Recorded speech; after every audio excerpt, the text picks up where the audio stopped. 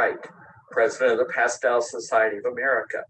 Thank you for joining me today for this demonstration in soft pastel given by Lynn Asselta, PSA signature member, master pastelist, and recipient of the 2020 Founders Award given by the Flora B. Jafuni Foundation. So let's go down to Lynn's studio in Maine for a day on the Rocky Coast.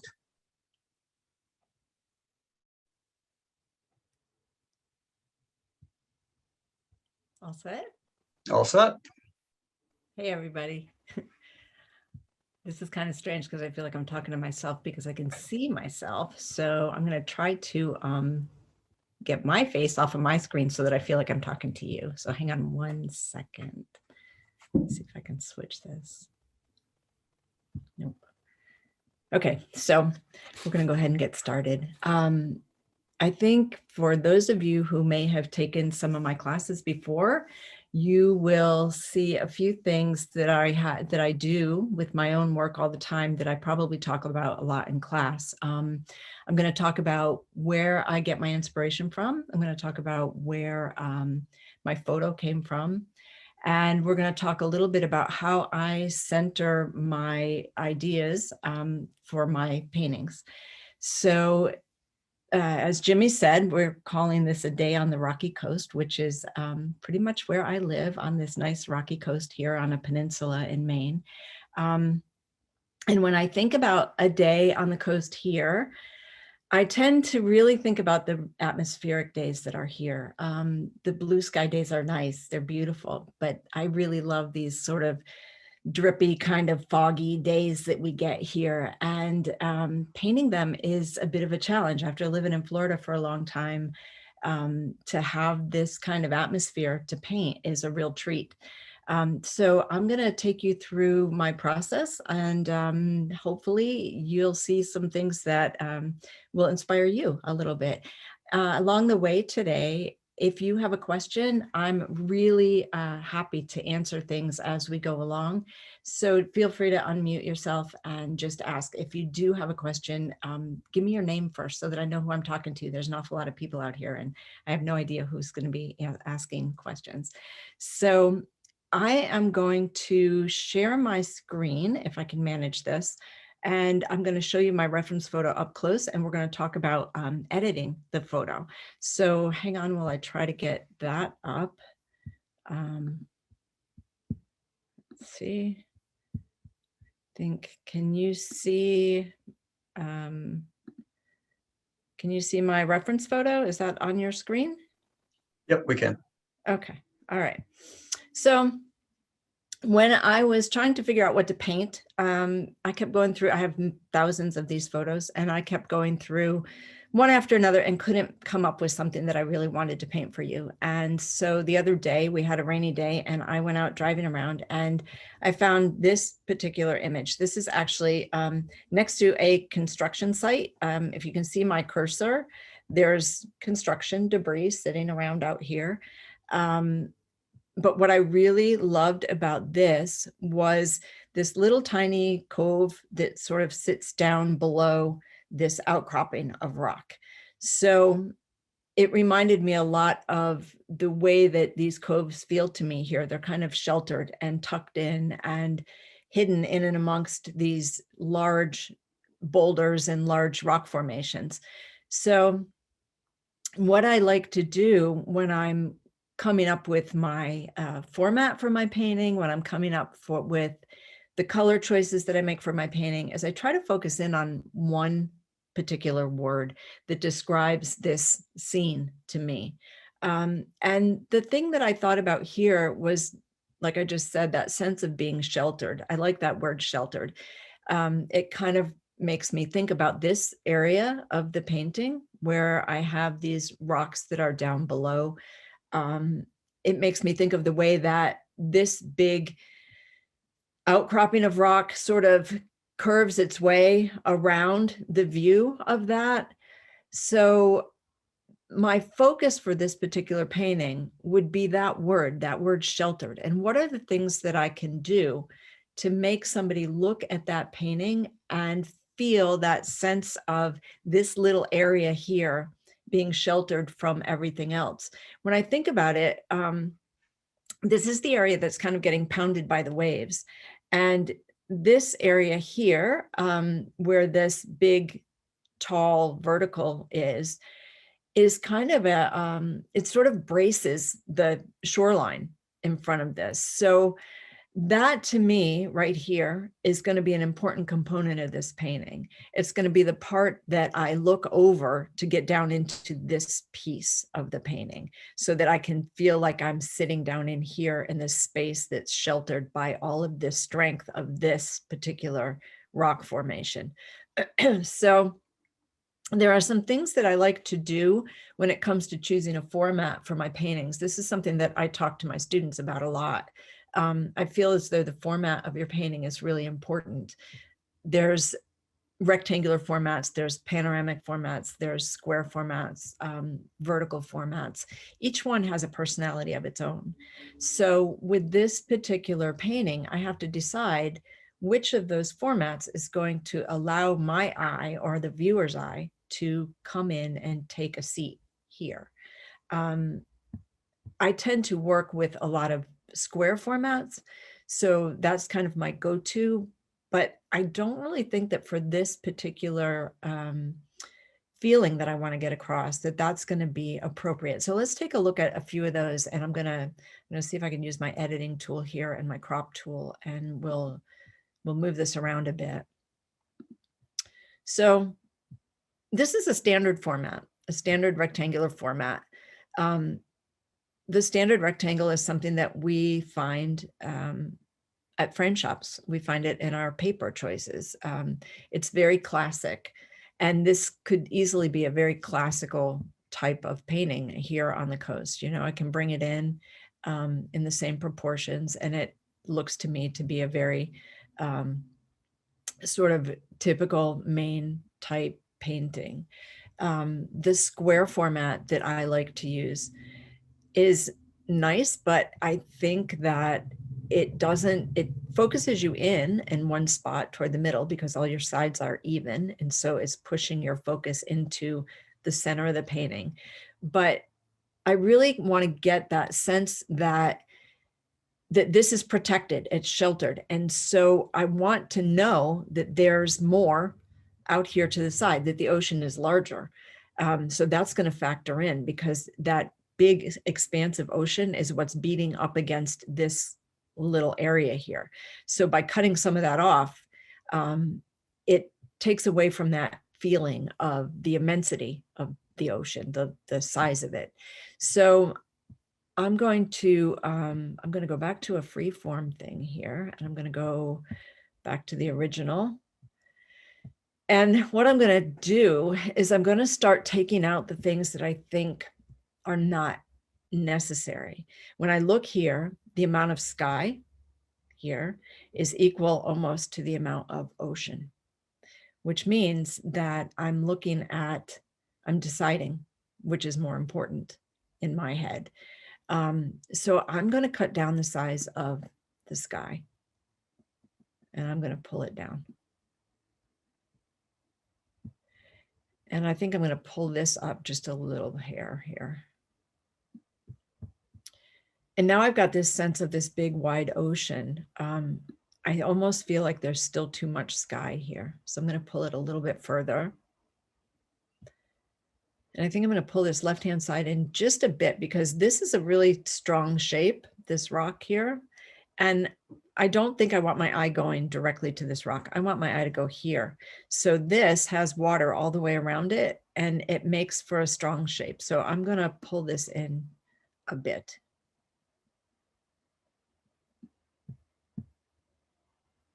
And now I think I'm getting a little bit more of what I want.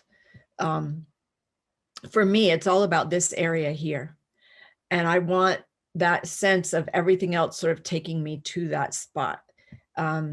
It's right in the middle, which I don't mind so much. I know we hear all the time that you shouldn't put things directly in the center of a painting, but I feel as though in this case, when I look at this on the reference photo, I have a lot of dark going on here and all up through here, and it sort of cuts this at a diagonal this way. But when I look at this vertical here, and I look at these rocks here, I realize that these can be a really strong component if I lighten them up just a tad. They can be something that leads my eye into this smaller area here. So I'm going to utilize those in such a way that hopefully they will lead your eye into this part of the painting. So this is how I think about the way that I set up my composition. I use a word or a phrase or something that I want to convey, the story that I want to tell with my piece. And I set my composition up according to that. I try to eliminate the things that are not necessary to that particular narrative. If I feel as though there's too much sky, that just gets eliminated. If I feel as though I need to move something around, that may get moved or eliminated as well. But it all needs to revolve around that notion that ultimately when somebody sees the finished painting, that they get that same feeling that I had. So I'm gonna go ahead and stop the screen share here. This is the format that I'm gonna be using to paint on today. And we'll go back to my my easel. So hang on and let's stop this. And let me get you guys back on here. Okay, now we're back. So that gives you a little bit of an idea of how I go ahead and I play with my compositions. I think for a lot of us, when we are taking photos, we're sort of composing on our own before we even get started. We take a large space and we have that ability with our phones to, you know, squeeze it in and come up with something that's similar to what we might want, but maybe not necessarily what we want when we finally decide to make it a painting. So I'm going to switch over to the easel, and you can see here, I had put this up here because this was my original photo. And this was, I wasn't sure we were going to be able to screen share. So I'm going to get rid of that for now. We don't really need that at this point. So let's see. Corey, can we maybe spotlight the easel? Will that work? Or are we doing that already? There we go. Okay.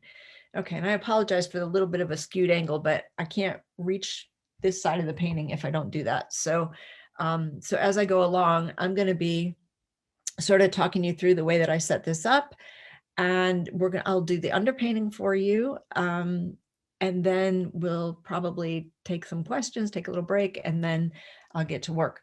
So what you can see here now is sort of the beginnings of this piece. I've got my reference photo tacked up here. That's something that I'm doing basically just for you and for me to get started. When I work, I have a tendency to use the reference photo just as reference to kind of look back and forth to at the very beginning of the painting. But then as I get further into the painting, I ignore it completely, because once your marks start working on that surface, the colors that you use, the marks that you make are different from what you see in your reference photo. And you know better instinctively what mark should go next, as opposed to what that reference photo is really sitting there telling you. So that after a certain amount of time will kind of just be off my radar. I won't even be paying attention to it. So what you see on my easel right now is what I like to call indicator marks. I generally take a hard pastel, and I'm just making marks on here to kind of get the feel for the flow of the painting, to get the feel for where I want things to be. I'm realizing that some of the marks that are on this side are very faint, where these rocks were coming in over here. So I'll darken those up a little bit for you to be able to see those. So every once in a while when I'm doing this, before I do my underpainting, I'll take the side of a hard pastel and I will lay in some of the areas that I feel are going to end up being darker areas, just so that I have that feel as I'm working on my underpainting. I have this area here of the rocks that are out in that little cove.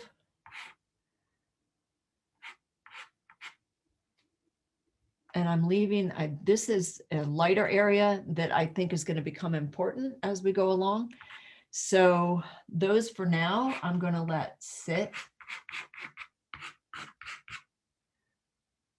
And I'm just going to make some marks to sort of give myself a little bit of a roadmap. Lynn, what paper are you working on? It's Susan's story. Hi, Susan. This is UART 400. Thank you. Sure.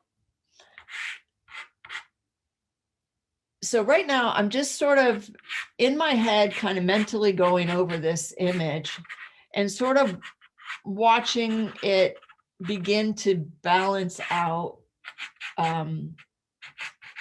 with the lights and darks. I'm going to go over these with my underpainting, and so you'll get a chance to see that as well. I really just want to make sure that I'm getting shapes and forms in the places that I want them at this stage.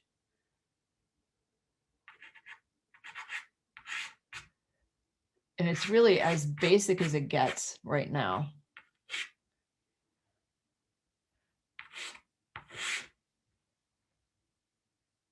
But as long as I can sort of see this setting up, then I feel like every time I step back, I'm kind of allowing it to start to shape itself, to kind of grow into something at this point.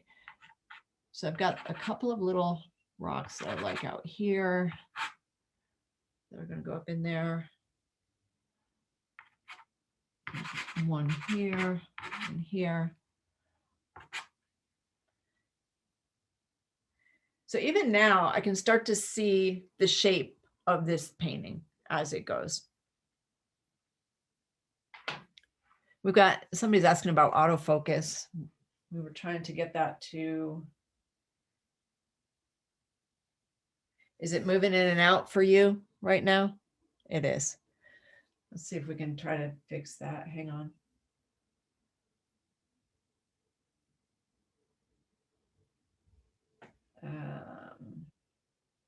No, Corey, what do you think? Yeah, I don't think we're able to get that off with Zoom.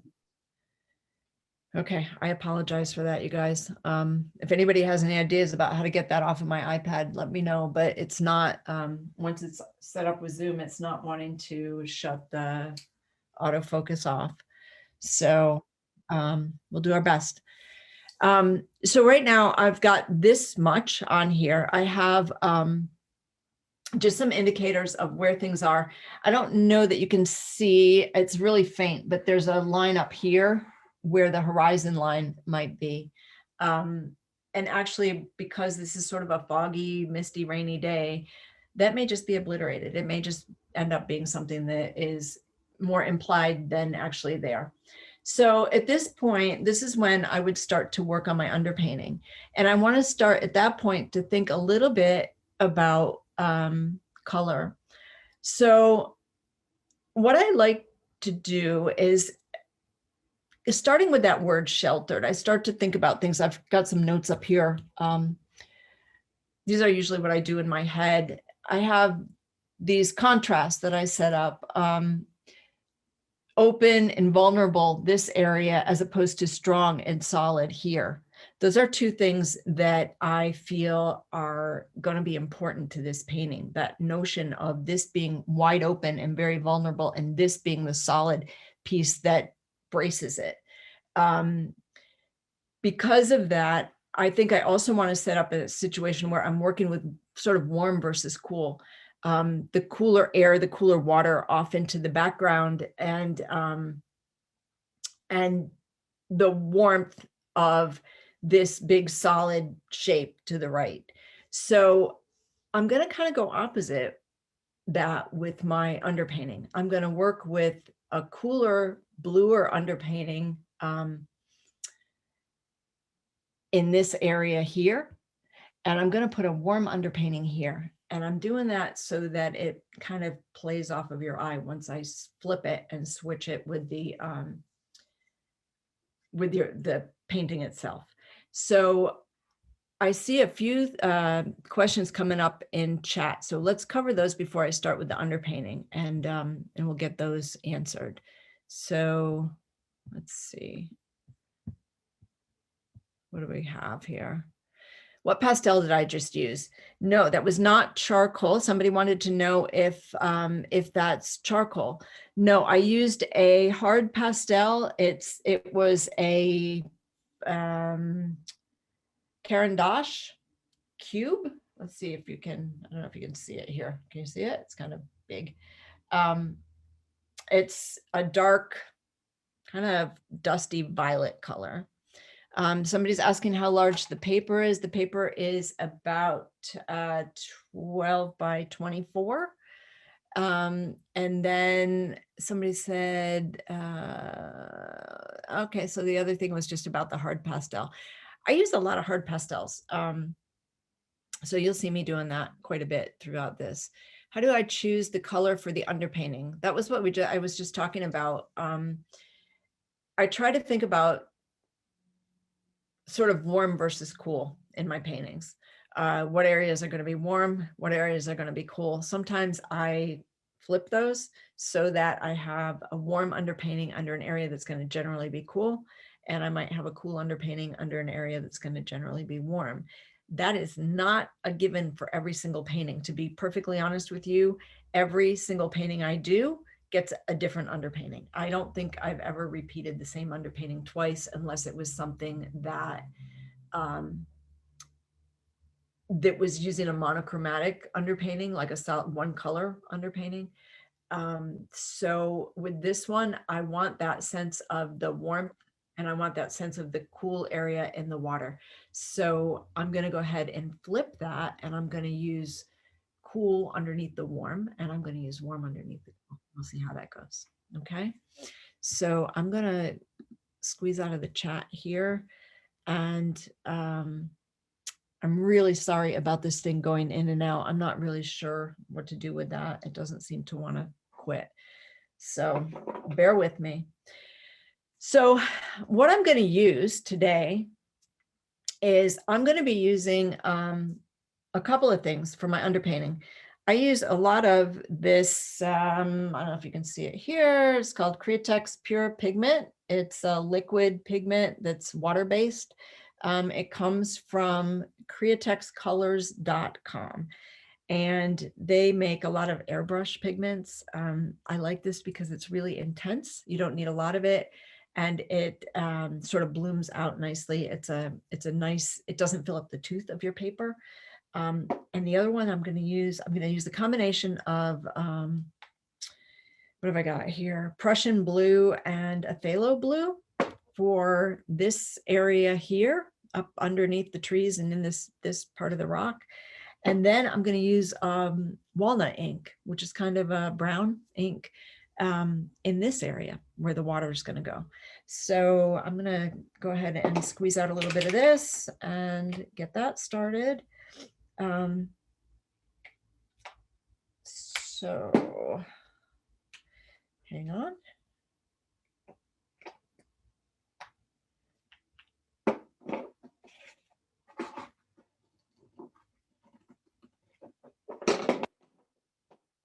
Twisted the cap on my water a little too tight and I can't get it off. There we go. Okay.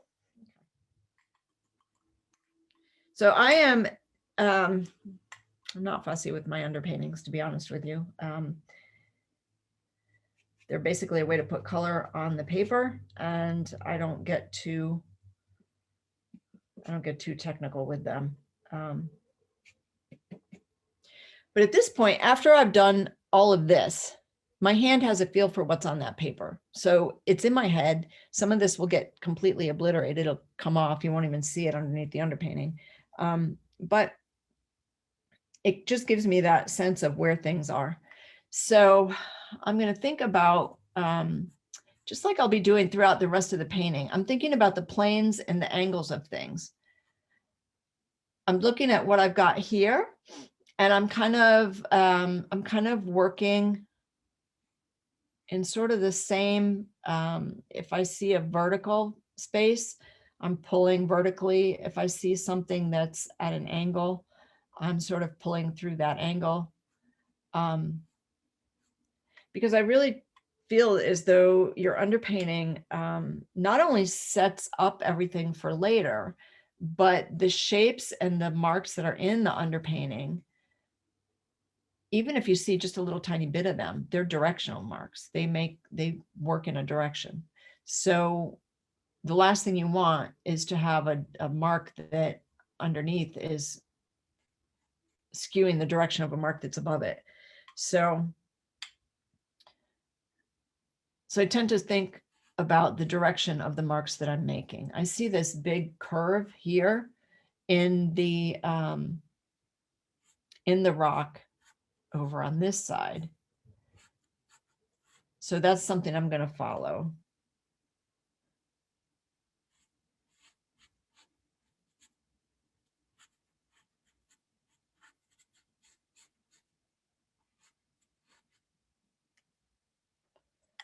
And as I paint with this, like I said, I'm not too worried about being exact about anything. What I'm more concerned with is really the rhythm of the painting, the way that things are setting up on this paper from minute one.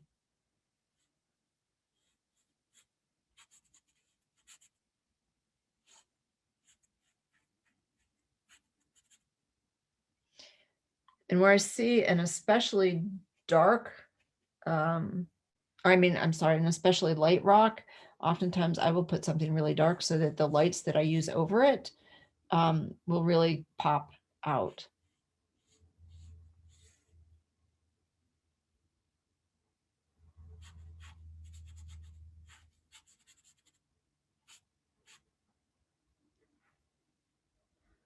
So this is the part of it that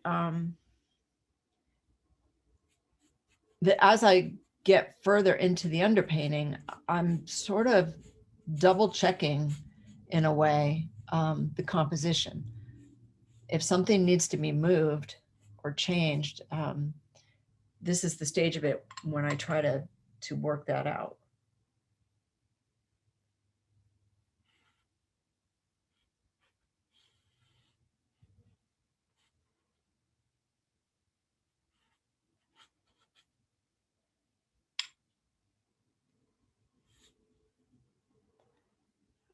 I see three things in the chat box. Are those questions?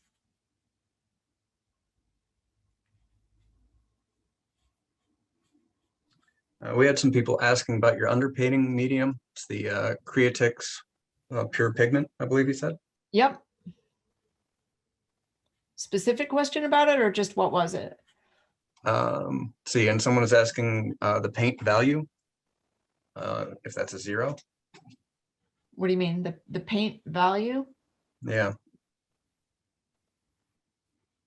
I'm not sure what you mean by paint value.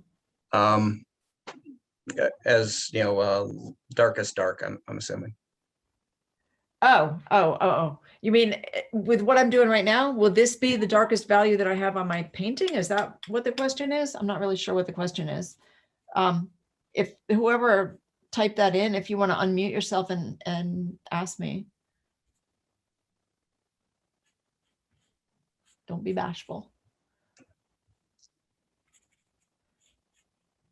This will go, one of the things that I like to think about when I'm doing an underpainting is I kind of look to see what I feel is going to be like the shadow color in those areas. So there's whatever I'm working on with the underpainting, that will end up being something that sort of sits in the background. So it not only does it help to unify the painting, but it becomes sort of the color that you see underneath everything else. So whether a lot of it gets covered up or a little bit of it gets covered up, it still is a value that is important to the painting.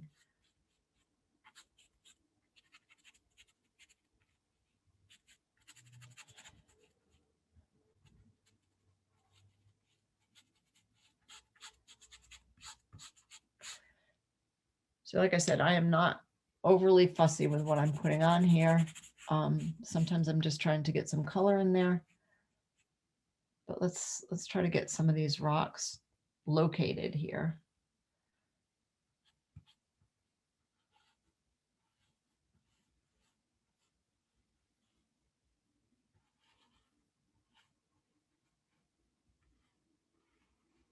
Do I paint every single rock that I see? No.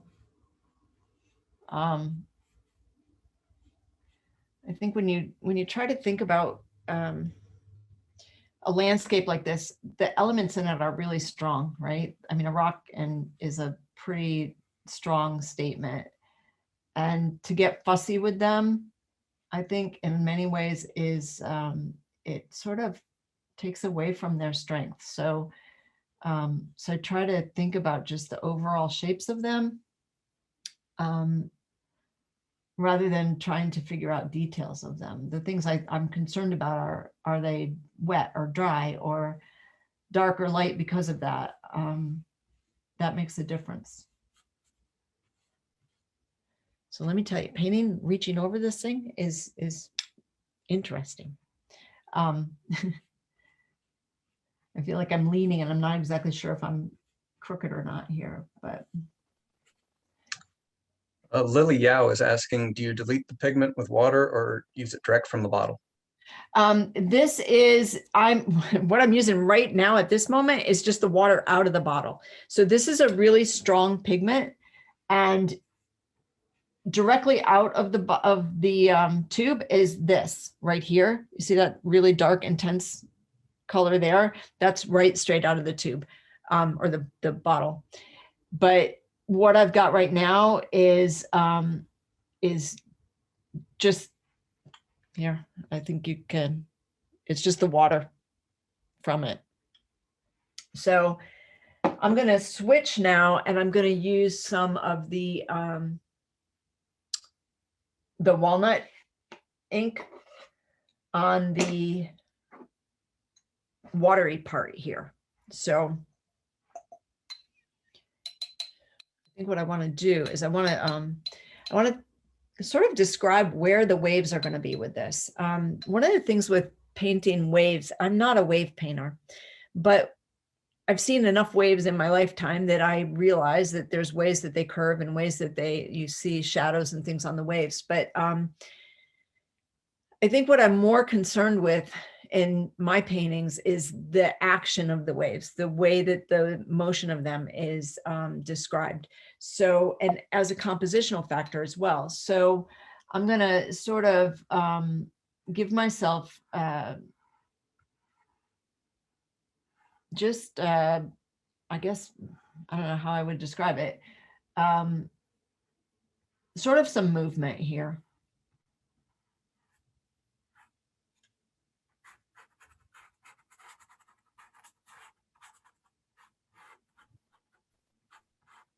Question from Moises saying, so you're not concerned with values at this point?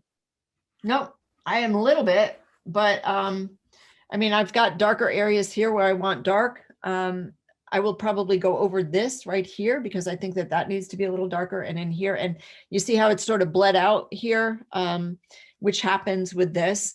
So it's, once I'm done with this part, I'll move over it.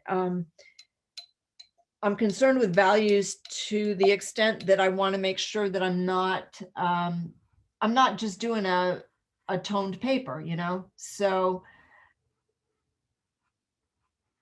some of that is going to, you know, some of that is not going to be accurate, the values, because just the nature of the inks that I'm using. And I'm using them more for color underneath. I'm really, for the most part, more concerned with values once I get started with my painting. But this is sort of a map to begin with.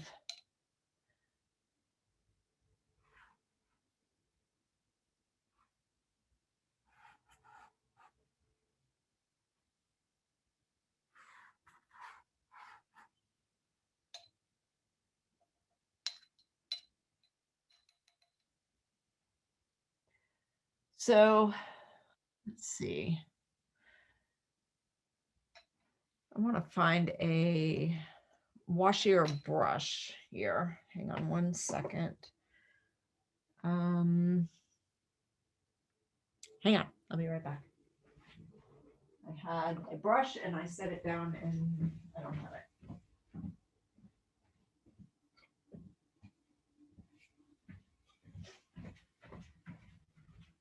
Okay. Sorry about that. So I'm going to just play with some of this ink and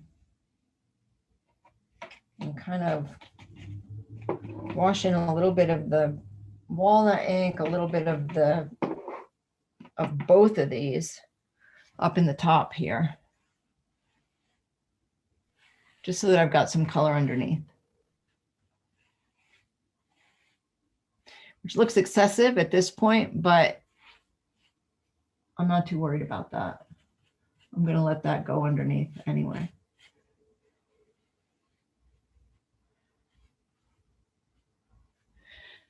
So honestly, when it comes to the underpainting, like I said, I'm basically trying just to get color in there. It's not exactly anything that you can look at, whoops, right now and jump on and say, oh my God, there it is. Sometimes they are. Sometimes when I'm working on a large piece, I'll get pretty particular with the underpainting. Sometimes I'm really concerned with the values in the underpainting. It just, like I said, it just depends on the particular piece. I think with a demo, you get kind of concerned with making sure that everything is going to fall into place quickly. And so when it comes to being specific about it, I'm less so than I would be with a painting that I'm doing in the studio. I tend to take a lot more time with studio paintings than I do with plein air paintings or anything else, just like most people.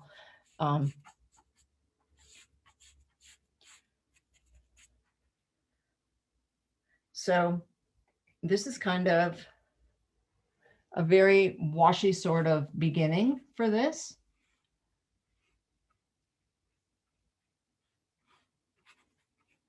But you'll be able to see how it evolves.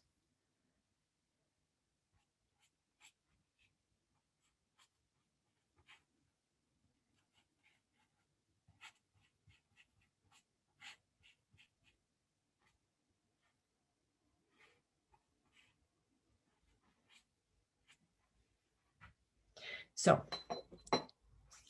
this is the part that I remember years ago I read in Pastel Journal. Somebody called it the ugly stage of the painting. And honestly, to me, it's kind of that weird stage of the painting where in your head, you know what you want it to do, but on the paper, you're still kind of going, there, it's there. I'm actually happy with this. I think it's going to be fine. I usually will take, as soon as this is dry, it shouldn't take too long to dry. But usually what I'll do is I'll go back in over it after this stage and I'll sort of make indicator lines again. I'll sort of carve out where I want forms to be. And that's how I start to process where I want layers of color to be. For me, I tend to work a lot with hard pastel at the beginning. I won't do that quite so much because of the demo, because normally that'll take me forever and I just put layer over layer over layer. But I will try to give you sort of the gist of how I approach that. So again, because I want to sort of aim toward this sense of that word sheltered, I want that big, bulky, warm area of rock up against the cooler area where the rock is down below and it recedes off into the water. So that's going to be a primary focus for this. I'm going to kind of stick, I think, with these colors of sort of this complementary palette of these blues and kind of variations of oranges. I'm not tied completely to it, but I feel like it's going to be important in the process of this painting. So while I let this dry for a couple of minutes, let me go into the chat and let's take a look at. I have a question. Yes, who's this? I don't know, Georgette Sinclair. I don't know how, I try to type to send the question typing, but I don't know how to send it to you. That's okay. I'm a little bit confused. So you are not using watercolor. You are using the pure pigment Createx ink. Yes. Does it come in different colors? Yes, it does. You can buy it. I think they have maybe a couple dozen colors. I'm not married to the idea of making this the same exact color as what I've got there. So I'm not doing a watercolor underpainting with this. So I've used two different blues, one that's a little bit warmer, one that's a little bit cooler combined. Okay. And I'm using the brown color of the walnut ink. So, and as I'm looking at this drying, this paper has sort of sucked up all the walnut ink, and my marks on there are gone now. So that's an interesting little development, but that's fine. I'll work with that anyway. So yeah, I'm You can using. purchase at any store, the art store. You can't get this at the art store. You have to get it from their website. And you have to actually type it into the search because it's hard to find in their website. They're basically an airbrush company, but I like it because it's these bold colors. They're really heavily pigmented, and they don't fill up the tooth of the paper. So it's a good way to get a really dark color underneath if you want it without having too much in the tooth. So Thank you. sure. Let's see. Lynn? Lynn? Yes. Tracy Kavanaugh, hi. How are you? Good. How are you? I'm great, thanks. Good. How is this airbrush ink different from watercolor? That's a good question. I think this is more heavily pigmented than most watercolors. It comes liquid. It's not like watercolor comes as a tube or it comes in a cake. This is liquid. It's water-based. So it comes out sort of the consistency of a little thicker than water. So that's how it differs. Thank you. Let's see. Adrian Giuliani asked, she said, did you also say that you will use a very dark underpainting under the areas that will be light so they will later pop? Yes, and because these are rocks. And because rock has kind of a texture to it, as I drag a piece of pastel over the top of that really dark underpainting, the dark comes through as the texture of the rock in a lot of cases. So I like to put that underneath the lighter rocks because it gives me that texture right off the bat. I can find that pretty easily. So, so yes, the answer to that is yes. Marty was asking, hey, Marty, how are you? Is the walnut ink diluted? Just to the extent that I had my brush in a little bit of water ahead of time. Let's see, Mark Johnson is asking, what is the support? The paper, it's UART 400. Any special brushes? No, actually, I use up whatever brushes I have. I am really not fussy about that. Anything that'll stand up to the sanded paper. So I have dozens and dozens of old brushes that I just grab whatever I've got. Let's see, what do we have here? Do I ever use just pastel sticks with alcohol wash for underpainting? Yes, I do. I do that, especially when I'm out on location and I'm painting plein air. I do a lot of that because I don't like to carry a lot of stuff with me, and I use the hard pastel sticks a lot when I'm out working on plein air. So to me, that's an easy way to sort of consolidate my materials, and I really like having the availability of a lot of colors to choose from. Moises is asking, is the ink pigment water or alcohol diluted? This is just water diluted. So that is all the questions that are in the chat. And let's see, we're still drying a little bit. I'm gonna pull a no. I think I'm gonna just tap this a little bit in the spots that are really wet. just to get them a little bit dry so we can move on with this. As it's drying, you can see these are coming back out, some of these rocks that were in the background. So those will be nice to see again. I'm going to start over on this side so that I can get some things started here and laid in, and this side can continue to dry because that's a little more watery over there. So let me move all of my brushes and get these things out of the way, and we'll get to painting.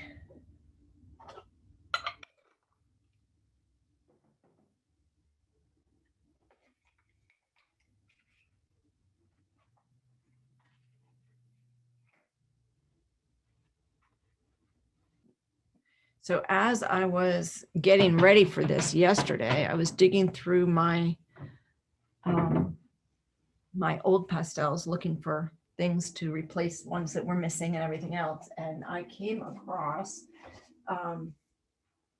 some cool, really big unisons that I had. So hopefully we get to use those today. So I'm going to go ahead and I'm going to start with making some more of these, what I call indicator marks, with a hard pastel. And I'm going to lay those marks back in on top of what I see here. So I'm going to kind of map out where I want some things to be.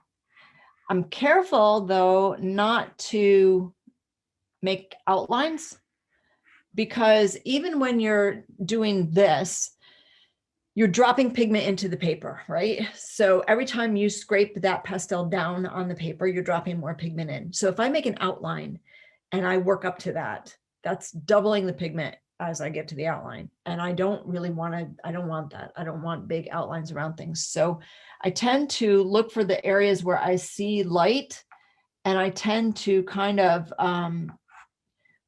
push in a couple of lines where I see light. And that's what guides me along the way.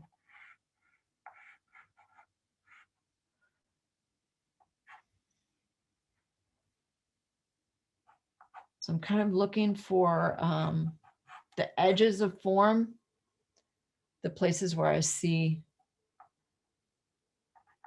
that sort of light happening.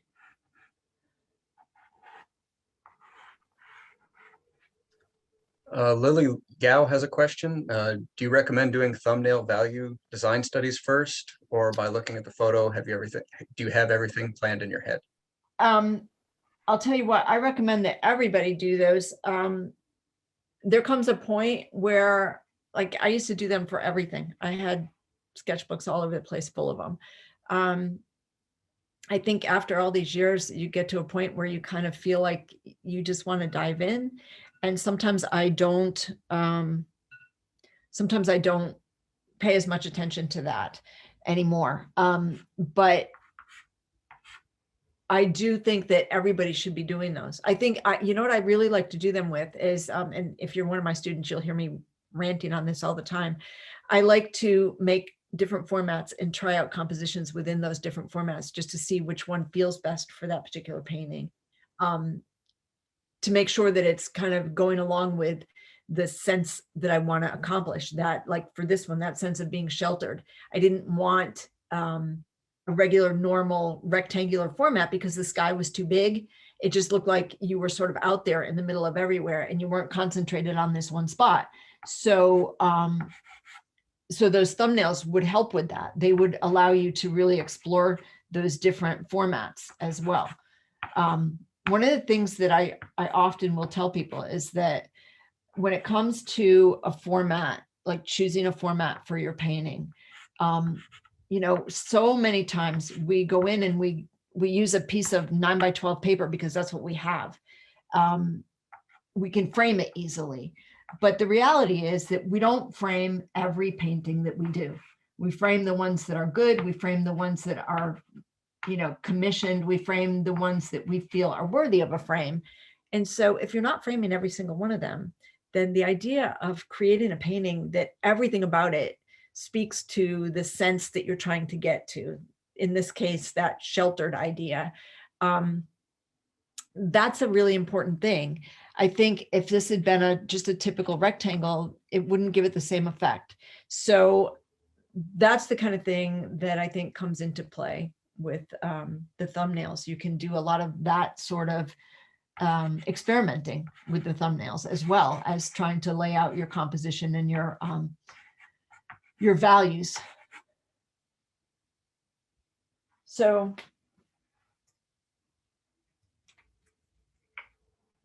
we are at, I think, what time? We're getting close to, we got 10 more minutes till 3 o'clock. So I'm going to make a few marks here to sort of give you a feel for where this is going.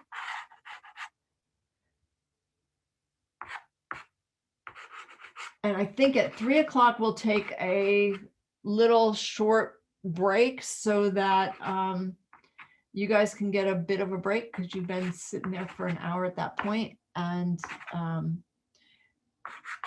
we'll take like 5 minutes at 3 o'clock, and then I'll really dive into this in the last hour. So again, I'm kind of just laying marks in here. I start to sort of see this in my head as I'm doing this. I try to kind of visualize where I see things going.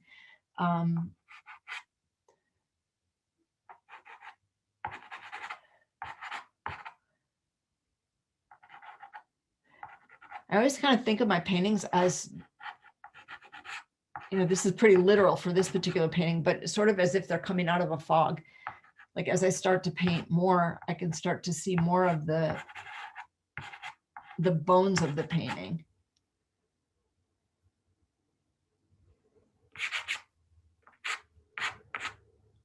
Marty would like to know, what color is that pastel, gray? This is, no, it's a very pale blue.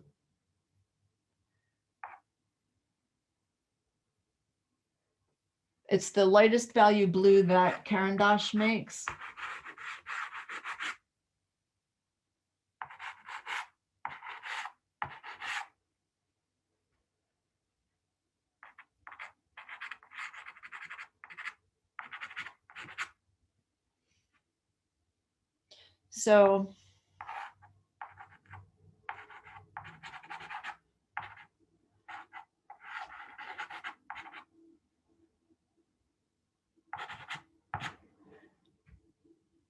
So what I'm doing here is I'm kind of trying to, if you can sort of look from here to here, and you can sort of see how it's setting up, where things are going to be, where the light's going to be. I like to figure out where I can see the light right off the bat, so that I know how that sets up compositionally. I think what I'm going to do is we'll take, what time is it now? I think we're just about 2:55. 2:55. Let's, this is a good spot to take like just a quick break. I'm going to take maybe 5 minutes. That'll give you guys a chance to go get a drink of water, whatever you need to do. And then I'm going to really dive into this. I'm going to use a little bit more of the hard pastel, but then I'm really going to get into the soft pastel. So this will develop a little faster than usual. So, so let's do that. Let's take a little 5-minute break, go get yourself a glass of water, get comfortable. And then when we get back here, I'm going to really start to paint. So if anybody's got, I've got a couple of questions here. We'll answer those. Jerry, press the screen of your iPad. I tried it, but it's not doing anything. Is the Caran d'Ache, is it the Caran d'Ache that's water soluble? The Caran d'Ache is the hard pastels. It's these. They call them cubes instead of hard pastel. I don't know why they call them that, but I have a lot of those. Let's see. Okay. Yeah, I'm looking for this lock button on the edge of my iPad, and it's not coming up because the iPad is on Zoom now. So it's not, but maybe during the break, I'll try it and see if I can get it off of there. And So let's do that. Let's take 5 minutes and I will be back here in 5, and so will you. So I'll see you in a couple of minutes. All right. Is everybody back in? Is our 5 minutes up? I don't know what time it is here. No, 3:04.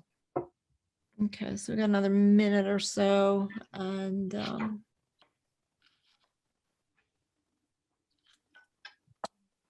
gonna lay in some color here.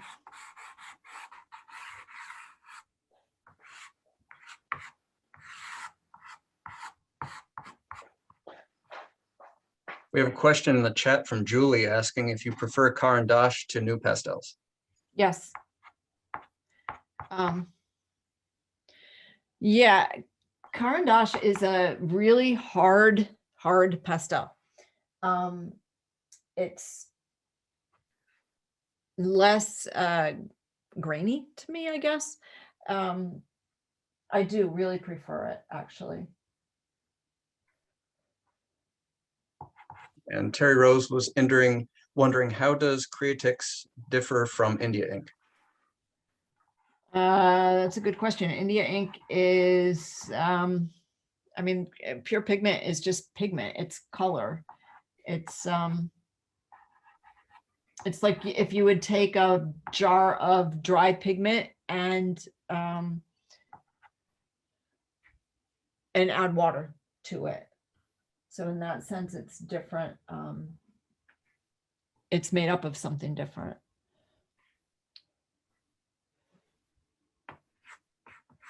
Creatix pure pigment is something that back when Kitty Wallace was selling her paper, she used to recommend it all the time. And that's how I got using it, was because it just seemed to be a really intense, bright pigment, and I could do a lot with it. So I've used it ever since.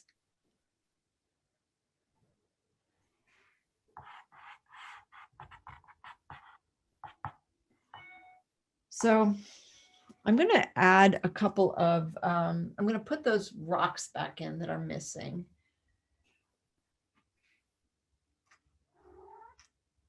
I'm going to throw some of this in here.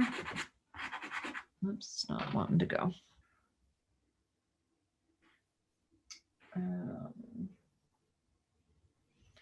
I've got like all different kinds of pastels here. I have some Diane Townsend. I've got some Unison. I've got, gosh, I don't know. I've got all kinds of things here. I've got Terry Ludwig's. I've got Giraud. I don't really have a favorite, but I do find that there are some that I like because of the way that I use my hand. I always figure that it's kind of an interesting question when people ask what your favorite pastel is. What pastel do you use the most? What brand? And I think it's different for every single painter. I think that depending on how your particular hand presses pastel up against the surface, that makes a difference as to what sort of pastel works for you. So I think everybody leans toward something that makes sense for them. So I'm gonna kind of carve my way around some of these rocks right now. So I'm sorry if I get right in your line of, I don't know if you can see me or you can see me working. I can't tell what's You're good. up there on the screen. What I want to do now is I want to kind of define the spaces around these rocks a little bit so that I can see where I've got them. And I want to get a little bit of color up there for the sky.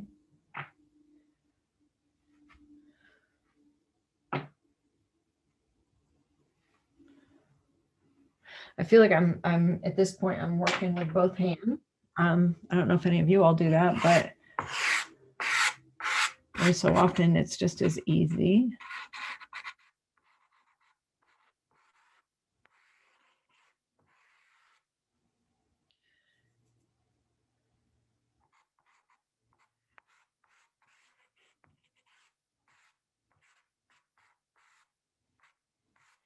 So I've kind of more or less eliminated the this horizon line up here. You can see a little bit of where it is. And that's kind of just so that I can keep track of what I've got there in my head. I may or may not go back in and do something with it.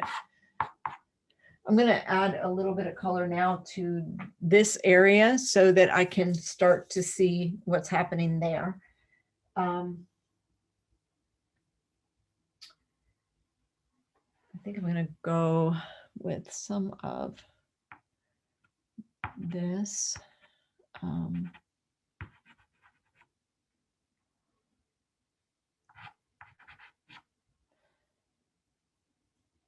I think this is a really interesting sort of a dark area here. So I want to get that established in a minute. One of the things that people ask me a lot about painting the rocks here, and I always think about something that I was told a long time ago about the form of rocks. It kind of reminds me a little bit of, if you've read Carlson's Guide to Landscape Painting, the his discussion about angles and planes, and rocks are loaded with that. There's the part that the sky lights up and illuminates, the part that's at the top of the rock. You can see here or here or here, this. And then there's the angled planes of the rock, which are sort of a little bit darker and a little bit richer in color. And then there's the sides of the rock, which are generally the darkest parts, the parts that are in shadow, the parts that are several values darker than the rest of the rock. So those are things that I keep in mind as I'm working, and I'm trying to kind of carve them out. One of the things that I do when I'm working on rocks is I think about, just like when I was starting the indicator lines, I think about the way my hand would feel as I'm skimming over the top of those rocks. Sorry, I keep bumping into my thing here. I try to think about the way that this rock would feel. Would my hand come down this way and then this way and then a little bit straighter? I think about the surface of those rocks. Those are the things that I really want to pay attention to as I'm painting them. It gives me a better feel for the sort of unpredictability, I guess, of the surface of a rock. I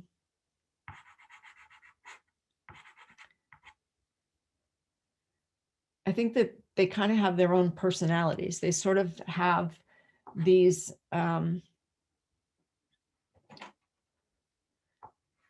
shapes that are unique, each of them. So it's important to kind of keep track of those shapes and to think about what exactly you're seeing. It's not, for me, it's not as important to be totally accurate with the actual shape of it as it is the feel of it. I think that's what I'm always trying to grasp, is just the feel of that rock, what it's doing, how it's laying there, how it's laying up against another rock. Where I live, we have really unique rock formations here. And a lot of them are like this, these sort of slices, more or less. They're made from layers of rock that were at one point horizontal, and now with just activity over eons. They've been upended, they're on their sides. So those layers are sideways. So we have these really interesting sort of strips of rock, sort of, they remind me of those potatoes that you cut really thin. But now you can start to see with the rocks how the darker underpainting is starting to act almost as the texture on those rocks.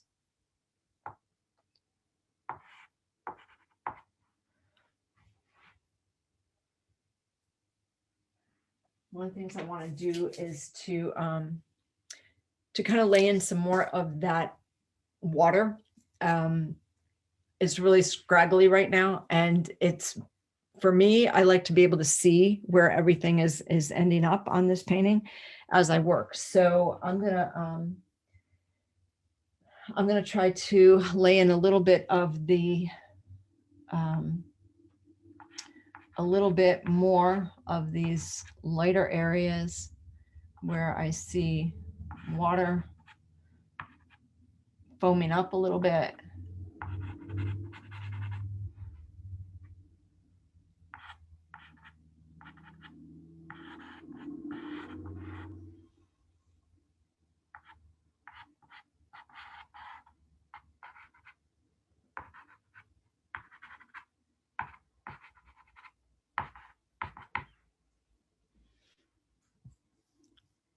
Are there any questions at this point as I'm getting this sort of a little bit under control here in a minute?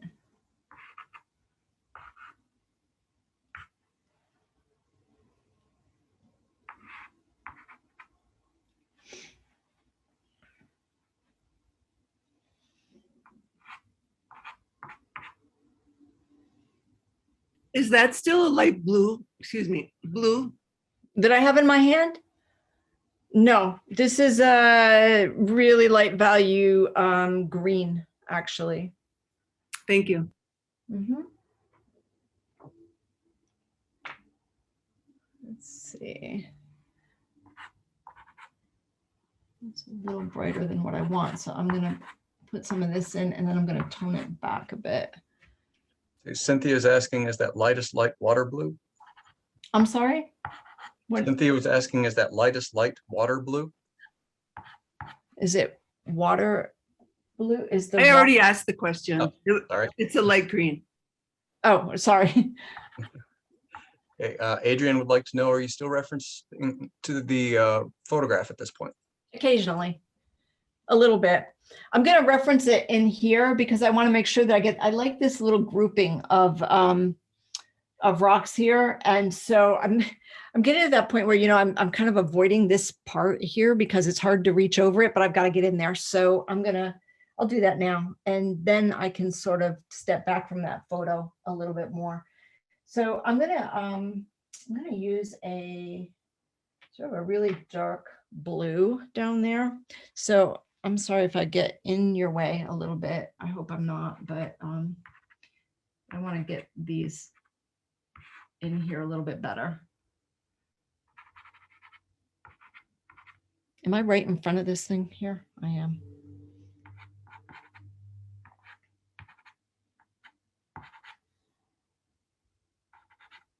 This is where I really wish I could use my left hand more, because it would be so much easier to be able to do that for you, but hang on. Let's,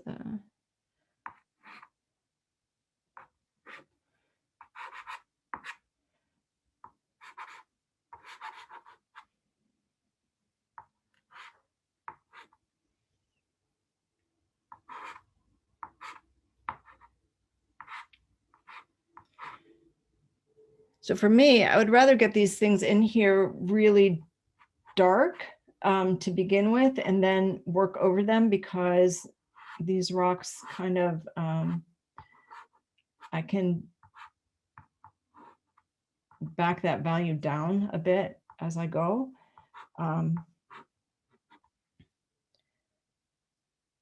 But there's going to be a point where this becomes important so that it looks like you're kind of looking down and over.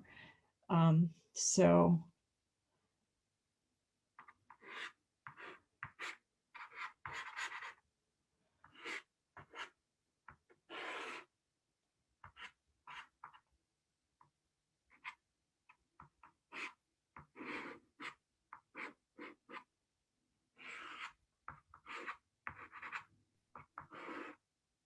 Marianne would like to know, is that black? no, this is a really dark value brown. So it's not quite black. This is a really rainy day, so a lot of the values are darker than what I normally would use, and there's a lot more contrast to them. But I want that sense of that rainy day. So this is sort of, it's almost it is kind of a really dark brown. Lily is wondering, is the light source still important if it's a cloudy and moody painting like this than on a sunny day? Yeah, it's very different. On a sunny day, there would be a really direct light source, you know. You'd definitely be able to see where that light source was and what was happening. This is sort of, on a day like this, it becomes more of just an overall kind of light, so that it doesn't have a lot of, there's no cast shadows really. There's a shadow like behind here because it's just there, it's not getting any light at all. But it's much, much different than on a sunny day.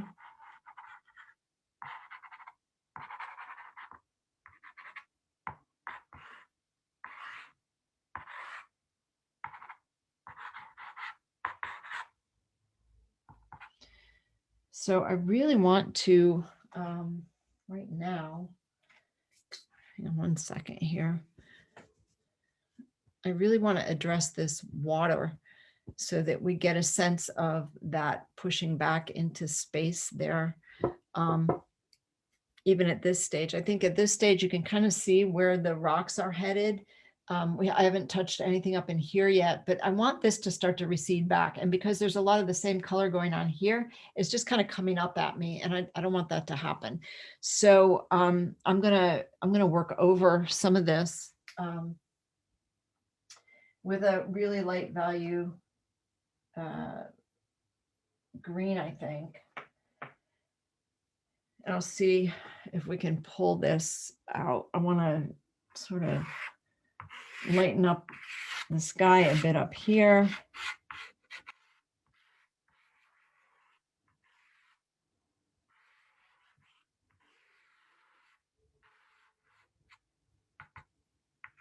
And we'll work on sky holes over there in a bit.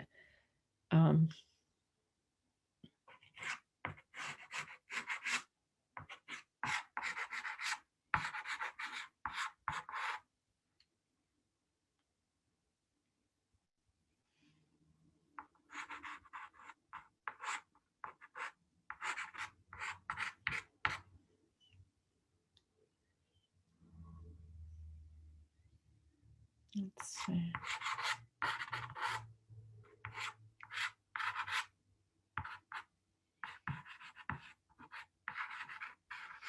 Usually when I'm working in the studio and I'm doing a painting that has a lot of water in it like this, for me, water seems to be something that takes the better part of my painting time. I feel as though there's so many nuances to the color of it and the shape of it and the movement of it that that I tend to take a long time with the water part. And I always find it difficult when I'm having to do a painting and I've got a time constraint on it with the water, because I feel like I kind of want to get the essence of it in there so that you can see it, but I also don't want to rush it. So I'm going to try to just get what I can in here for you, so that you can at least see sort of what's happening with it.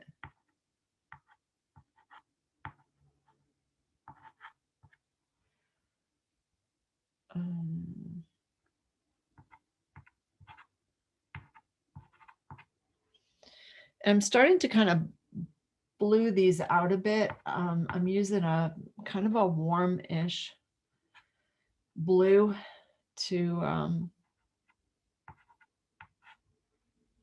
sort of push them down into the water a bit, into that space down below. Tracy's wondering, do you often switch hands while painting, or is it just for the benefit of the demo? This is for the benefit of the demo. I do it occasionally and I don't realize I'm doing it when I'm painting on my own. I've done it for as long as I can remember.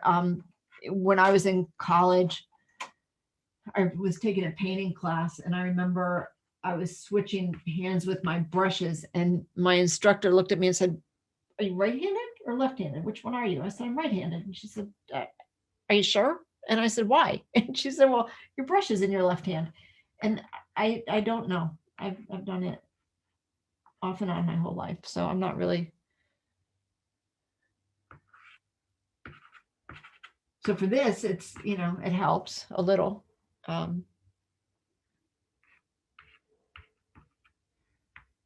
But I go back and forth. Tracy wants you to know it's still an amazing demo.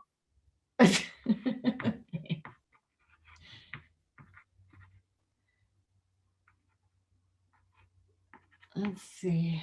Okay, so now I'm starting to get the feel a little bit more for this water.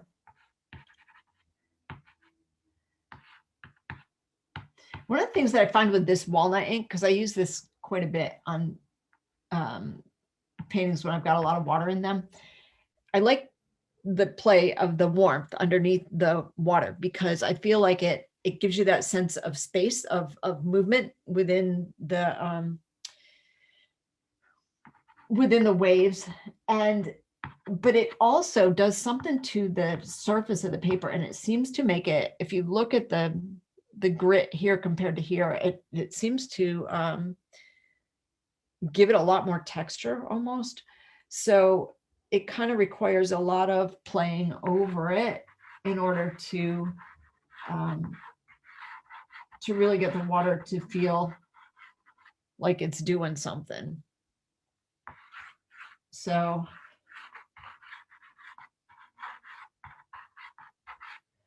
there's a lot to be done there.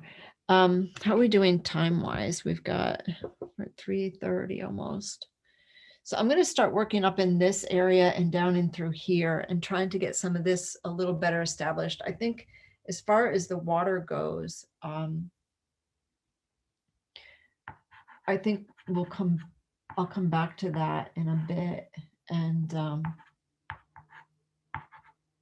kind of clarify some of that. But I think I want to get some of those rocks a little better established. So what I'm going to do is I'm going to take a look at, again, like I said before, the warm areas and the cool areas. And I see a lot more warmth here than I do down here. And at least this is where I want the warmth to be. So I'm going to set in some cooler. This is a cooler brown. I'm going to add some of these little rocks down here.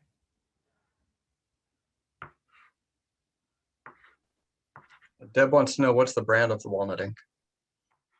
It's a good question. This one says Tom Norton's original light fast water soluble acid free drawing ink. Walnut drawing ink.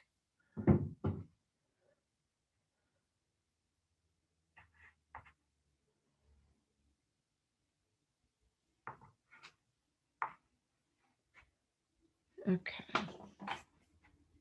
Kitty says that warm and cool water looks beautiful. You've certainly captured the moment. Oh, thank you. I'm feeling a little not so friendly with this right here, right now, but I'll get to that at some point, but thank you. Let's see.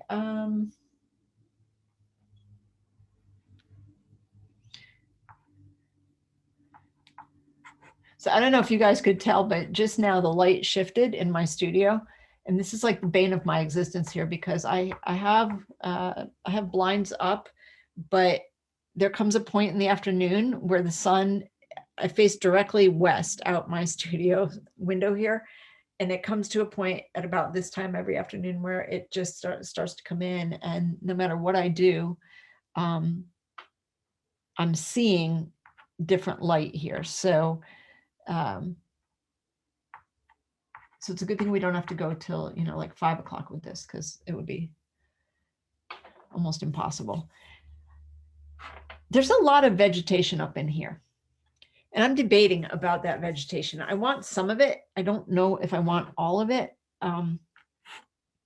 So I'm going to play with these rocks a little bit and see if I can. I'm going to see what I can do with some of this, some of these trees.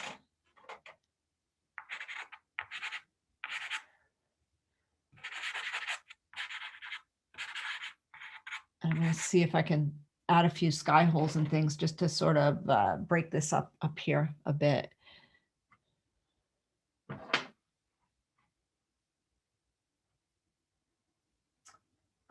What we got? Looking for a dark green from this up here.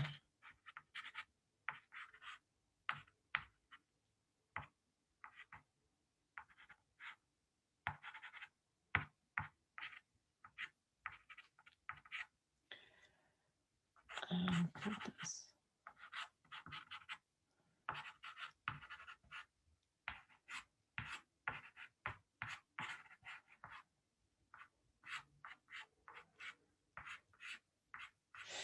There always comes a point in a demo where you're kind of just go, oh my God, I've only got a few more minutes. So no, that's going to like get into my head pretty soon here.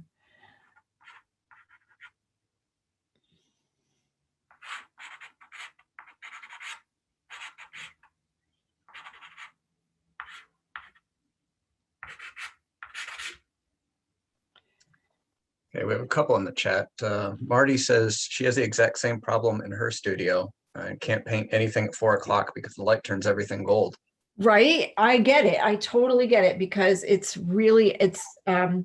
normally during most of the day, it's beautiful because you do have that light up overhead and it doesn't bother it. But then you do get to that one point and because when I moved here, the studio had pine paneling in it. Everything turns kind of yellow, orange sort of color. So I feel for you. Terry Rose would like to know, do you ever blend? Sometimes. I mean, I think if I'm working on a bigger piece, sometimes I will take a swipe through the sky. If I do blend, I generally am doing it with a hard pastel and not my hand. But I think, it depends on your painting. If your painting needs it, that's fine. But if you're blending just for the sake of blending, then I think that's not ever really needed. I think you got to remember that, with pastel, when you blend, you're basically rounding off those little chunks of pigment that get into the paper. And when that happens, the light that kind of refracts off of your pastel becomes different. And you end up with a sort of a matte area, it reminds me always of like somebody's cheek or an arm or something. And in a landscape, I kind of hate to see that because I feel like there's too much going on in a landscape. It's too organic. And I think that sense of matte color is sort of not, it doesn't work in a landscape for me. if I've got all this stuff going on and all this texture and then I blend somewhere, it looks like it's part of somebody else's painting stuck in there. So I tend to kind of avoid that when I can. Mina is asking, are you going to separate the horizon from the water, or is the water going to disappear into the horizon? I'm thinking at this point that I'm going to separate it just a little tiny bit value-wise, but not much. I think that it needs to, kind of work its way in there together. Adrian says it already looks so beautiful. Thanks, Adrian. And Mary Ann is asking, will we be able to see the finished piece eventually?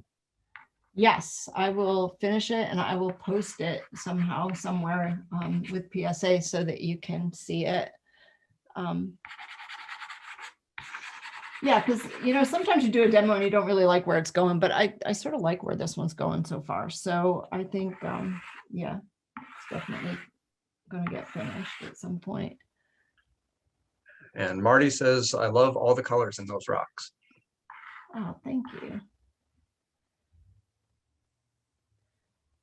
I think there's always such a long way to go. You wish that a demo could feel like it's almost done. And I don't know that I've ever done a demo that finished in my entire career. I think I've always kind of gotten part way there with it, but.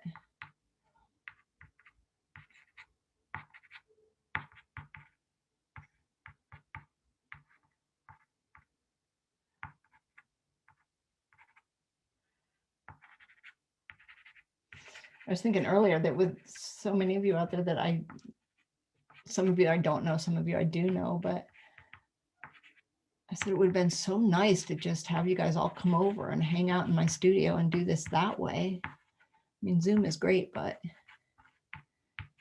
be much nicer to have you all over here. So I'm just kind of placing in some greens here for this. This is just a dark value green.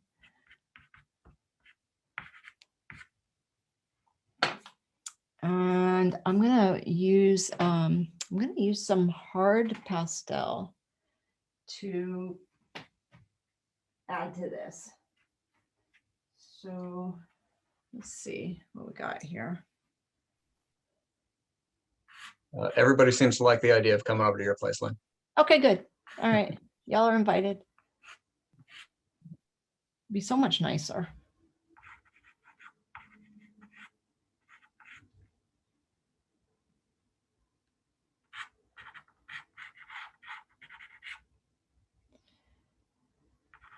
So the idea of sort of keeping the warmth on this side of the painting, these big rocks, is pretty important. And I'm using the hard pastels to kind of just add a little bit of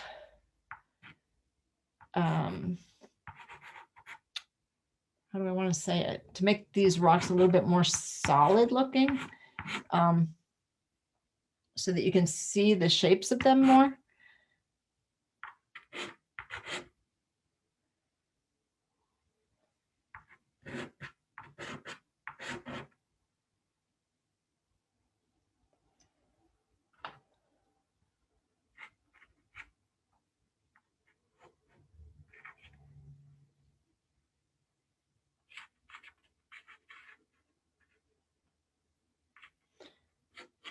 It's been an interesting thing kind of getting to know these rocks since I moved here. Having come from a place where everything was flat and beachy and all of that, and then coming back here, you get to know the subject matter that you paint. And I think that's been one of the most interesting things, to try to get to know how these rocks set up and how everything sits together in a landscape like this, because it's a complex landscape. It's got a lot going on, and it's And it's a lot of fun to paint. It's just a lot of, it was a good sized learning curve at the beginning.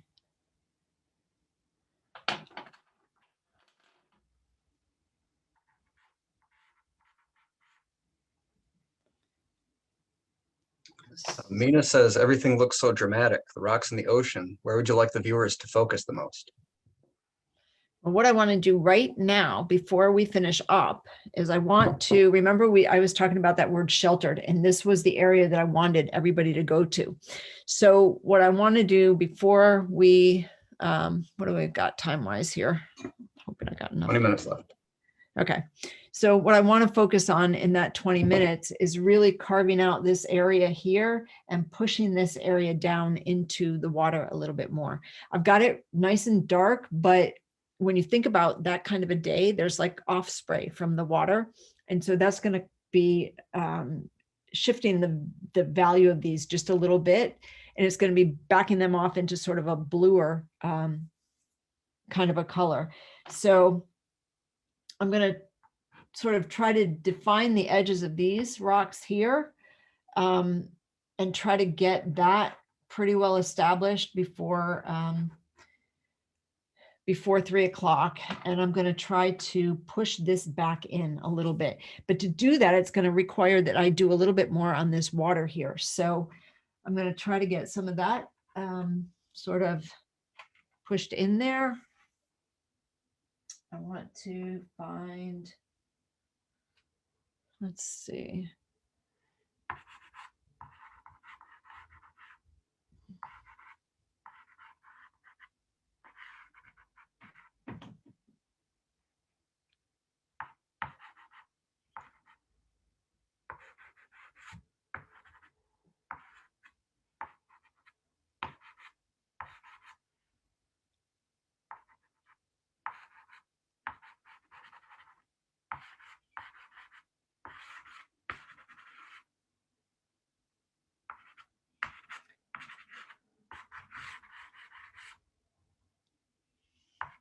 So some of this at this point, I'm just sort of making up the movement in there.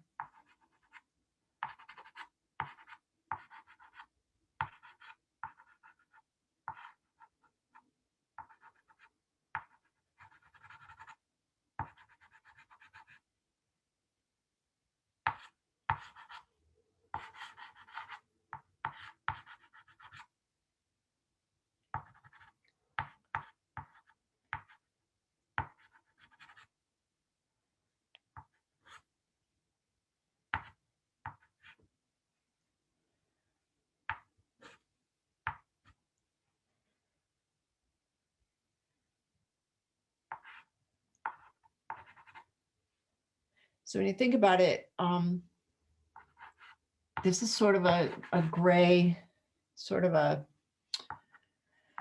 not exactly a nice, pleasant day. So there's wave action out here. There's a lot of movement in the water, but I've got these really sharp edged rocks here. And I want to soften the rocks below, but I also want to soften the water below because these big sharp edges here, they're nice if it was a clear day, but it's not. So that's something that I have to go back in. And that's where your hard pastels can really come in handy for something like that, to kind of push your edges back.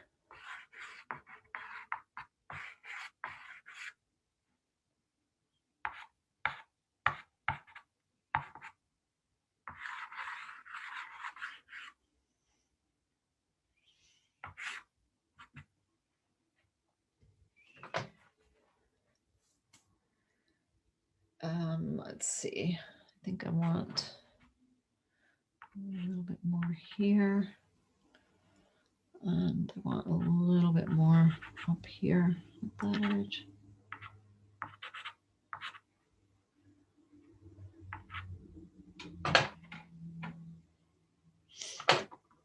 if this were something I was working on as a studio painting, I would be working a lot around around the edges of these rocks and things with the hard pastel, because I think that it's really useful for defining those sorts of shapes when you want something that's not really grainy. Like with this paper, it's kind of granular, and so the soft pastel is going to leave a different kind of a mark. And I think with the harder pastels, I can sort of cross that line maybe from hard edges to soft just by running over the edges of them a bit.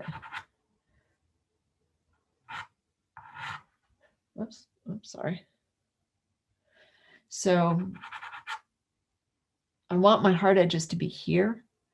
And I've got paper showing through here, which is kind of, I sort of like it, but I think it's got to go at some point.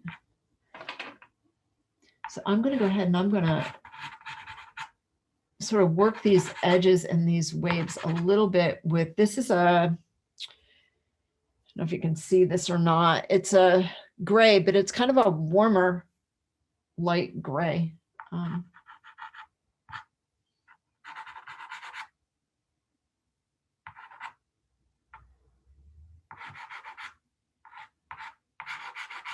So I'm going to take back the definition on these rocks a bit, and then I'll probably, I think painting is a lot of back and forth, you know, so once I do that, I'll probably go back into the water and try to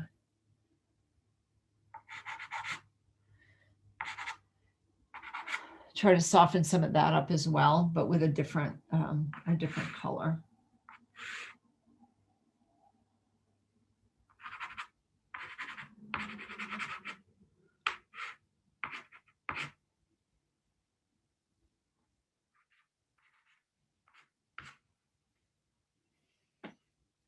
So you can see that some of this is starting to tone itself back a bit.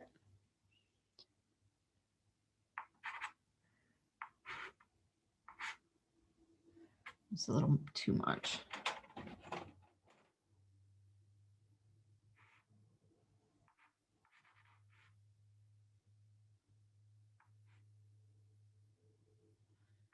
This is a blue, actually.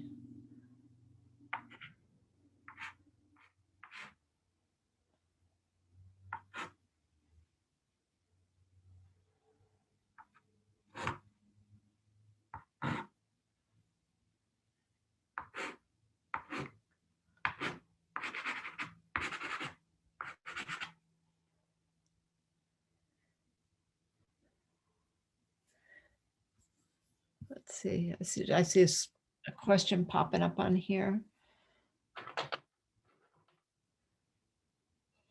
Corey, do we have a bunch of questions on there?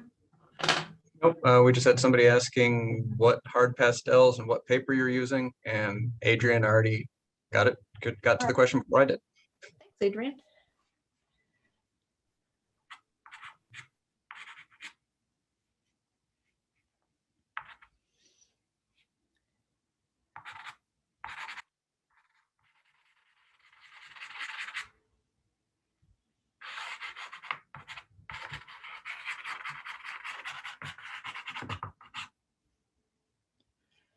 Let's see.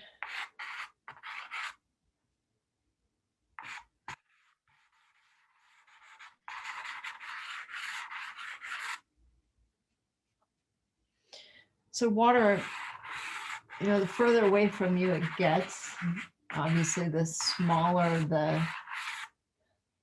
the movement in it. So I'll try to get rid of some of that.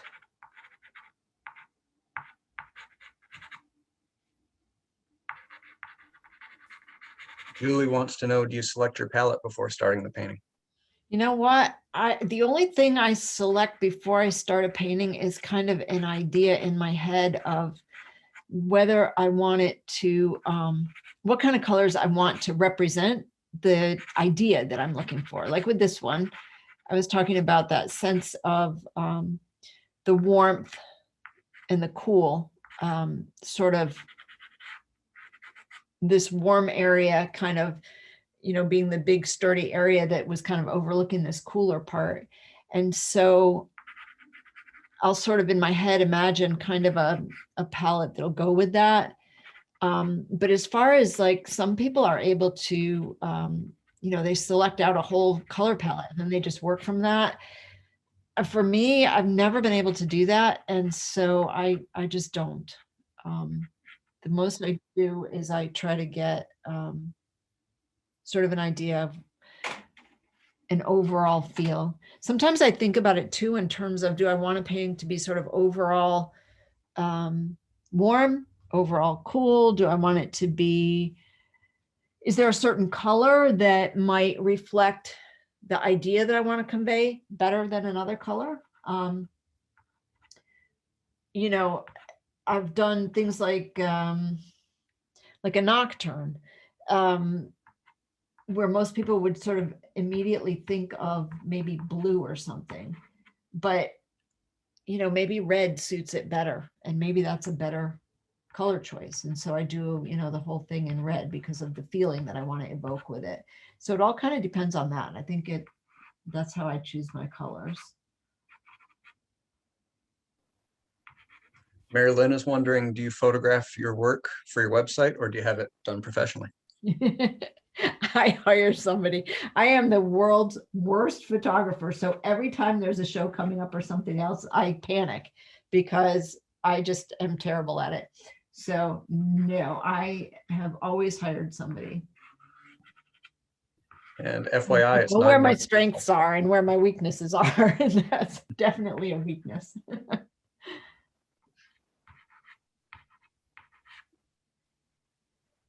So for all of you who are able to do that yourselves, man, I pat you on the back and then some, because I wish I could.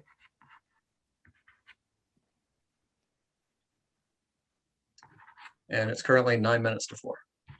Oh my God. Okay. Crunch time now.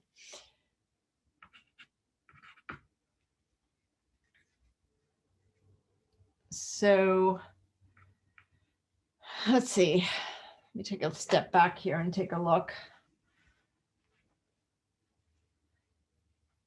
So I'm pretty happy with the overall sense of the painting.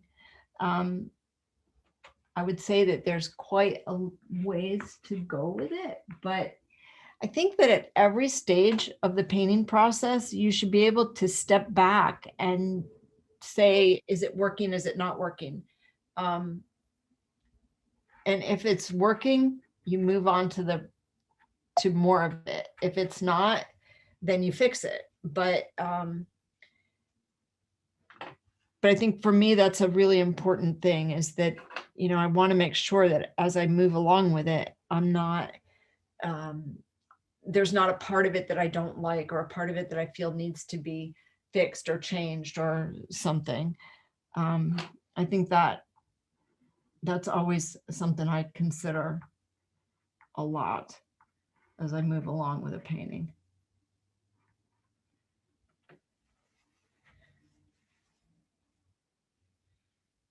So I'm thinking about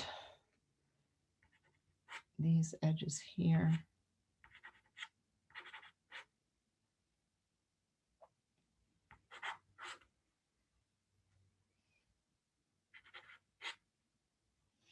So I sort of keep asking myself throughout this whole thing, am I still getting the feeling that this little area down here is being sheltered by what's happening up here? Because that was my original intent for this painting, was to sort of give that feeling.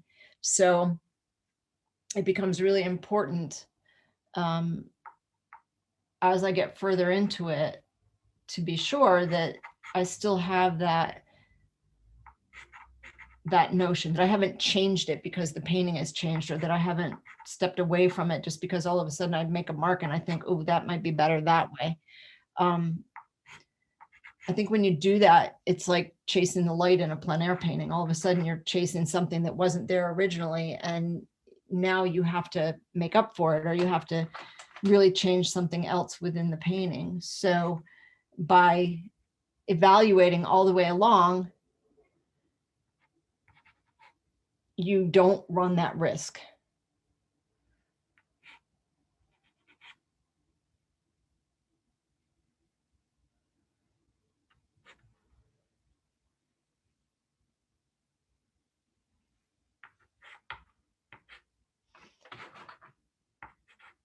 So I am gonna, I think because we're getting so close to 4 o'clock, I'm gonna go ahead and I'm gonna stop here. And I will take some questions from everybody, and then I'll finish this at some point and post it for you. So, whoops, I bang into this again. So, anybody have questions? Anybody want to unmute themselves and ask anything?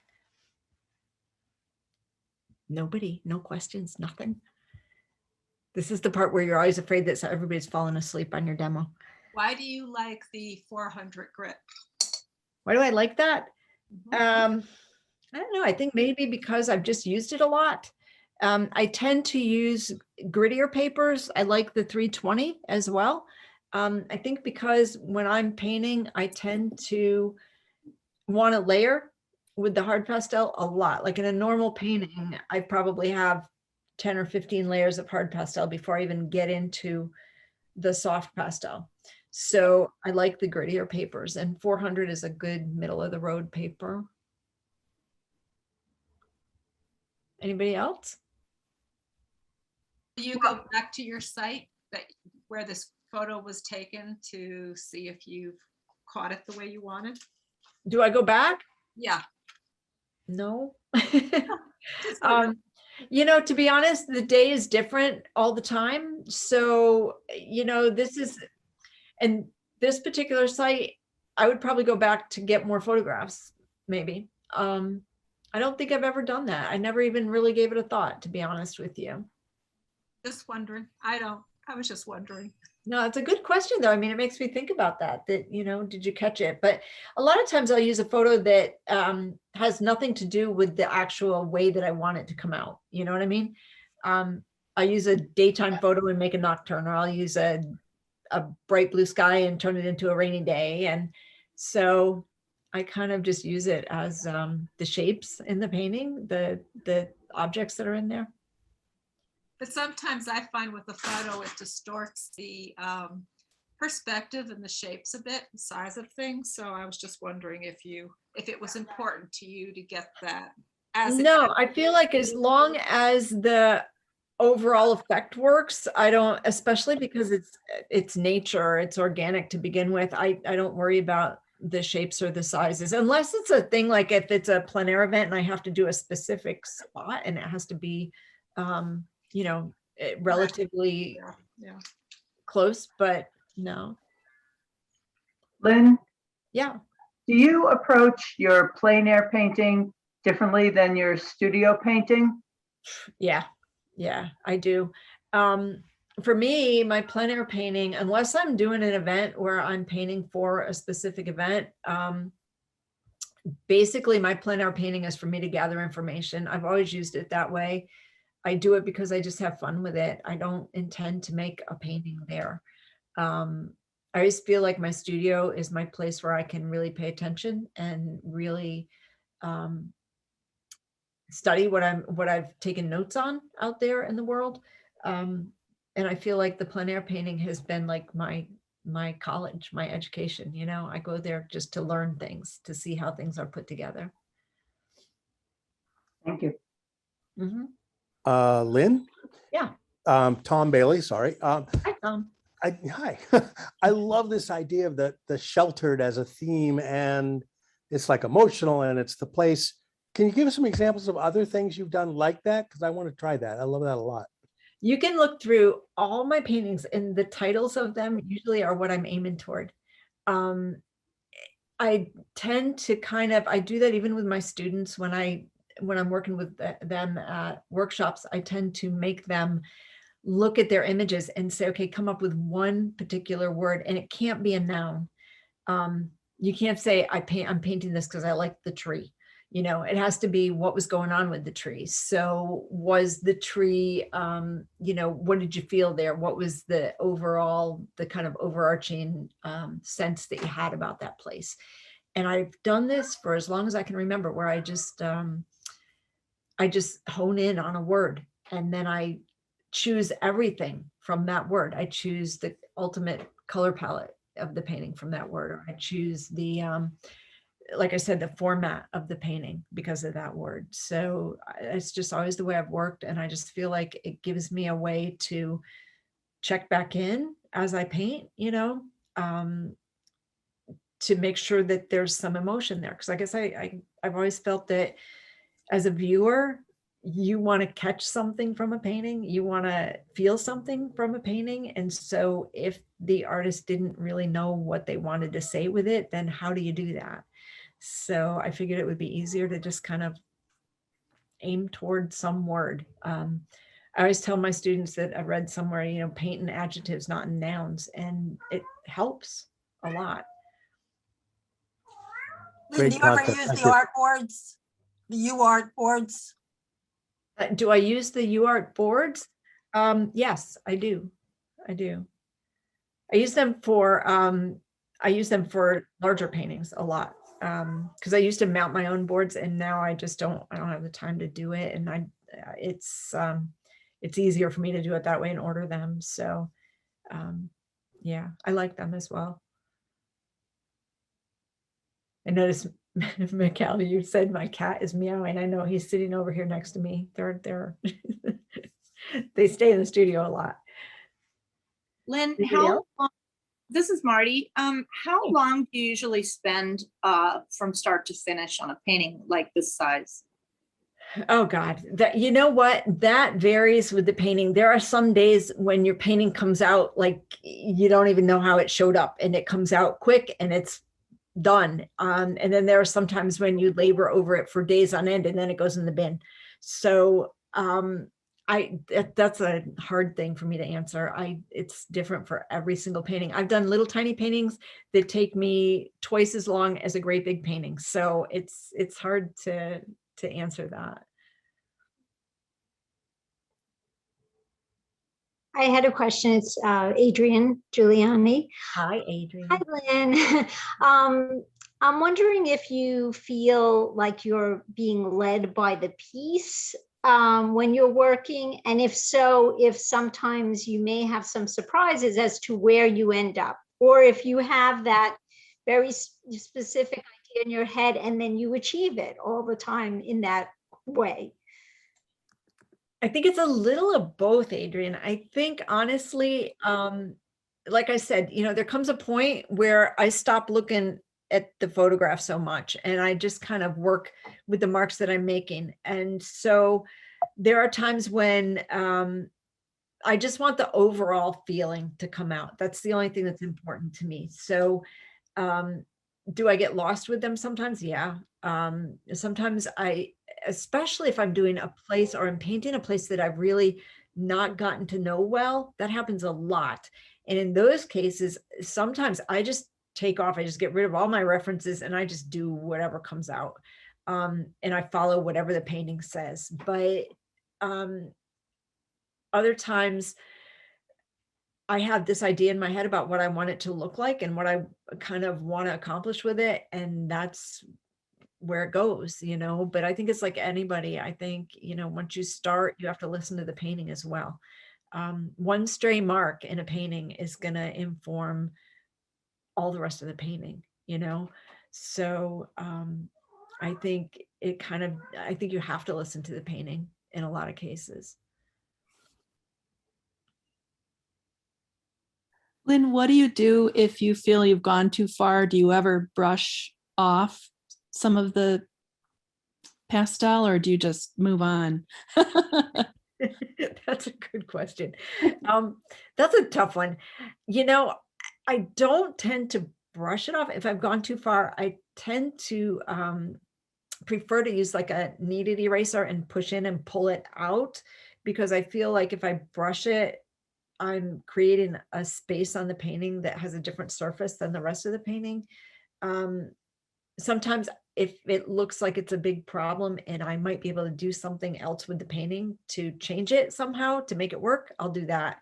Kind of depends on the painting.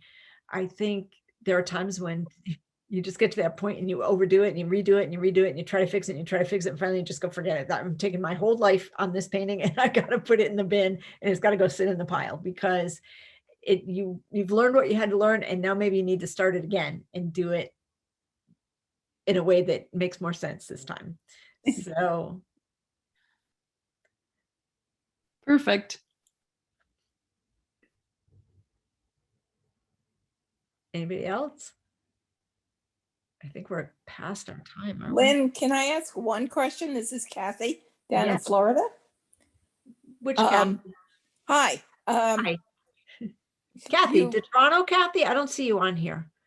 Oh, yes, that's the Toronto Kathy. Yes, Hey, Kathy, how are you?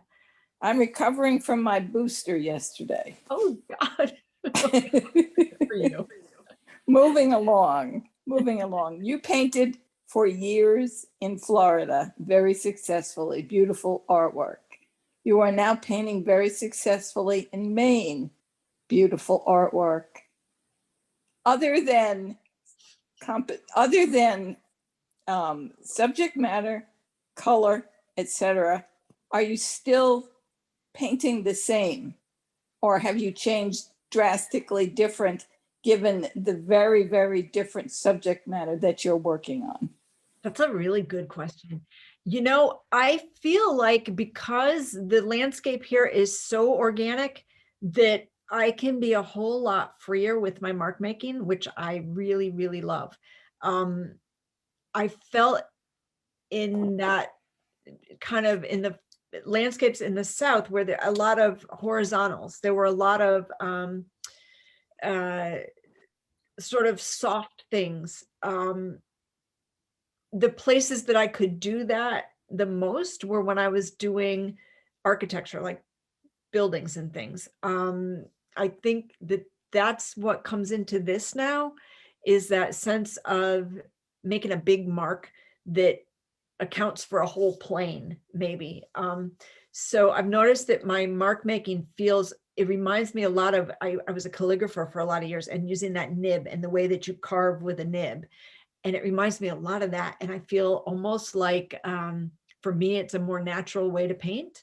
So I feel like I can be a little bit more free with that, if that makes sense. Sure. Yes, definitely.